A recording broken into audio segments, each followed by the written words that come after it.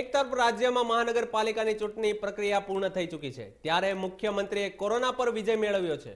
મુખ્યમંત્રીનો RTPCR test negative આવ્યો છે. મુખ્યમંત્રીએ કોરોનાની તમામ ગાઈડલાઈનનો પાલન સાથે મુખ્યમંત્રીએ મતદાન કર્યું હતું. ઉલ્લેખનીય છે કે થોડા દિવસ પહેલા સીએમ રૂપાણી વડોદરા ખાતે એક સભામાં સંબોધી રહ્યા હતા. તે દરમિયાન તબિયત બગડી હતી અને મંચ ઉપરથી પડી ગયા હતા. ત્યારબાદ ટેસ્ટ કરાવ્યા બાદ કોરોના રિપોર્ટ પોઝિટિવ આવ્યો હતો.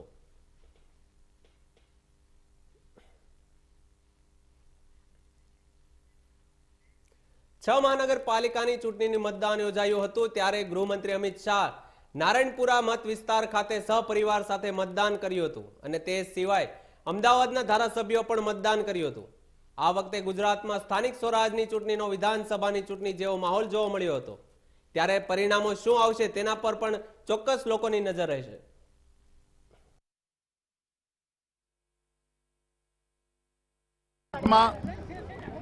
બધી મહાનગરપાલિકાઓની ચૂંટણીથી શરૂ થઈ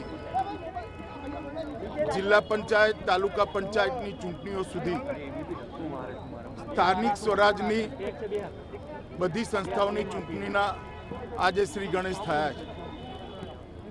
ગુજરાતમાં જ્યારે આપણા વડાપ્રધાન નરેન્દ્રભાઈ મુખ્યમંત્રી હતા એ વખતથી શહેરી વિકાસ, ગ્રામીણ વિકાસ અને સમગ્રતાથી ગુજરાતના ખૂણા ખૂણાના વિકાસ માટે એક વિકાસ યાત્રા શરૂ થઈ હતી.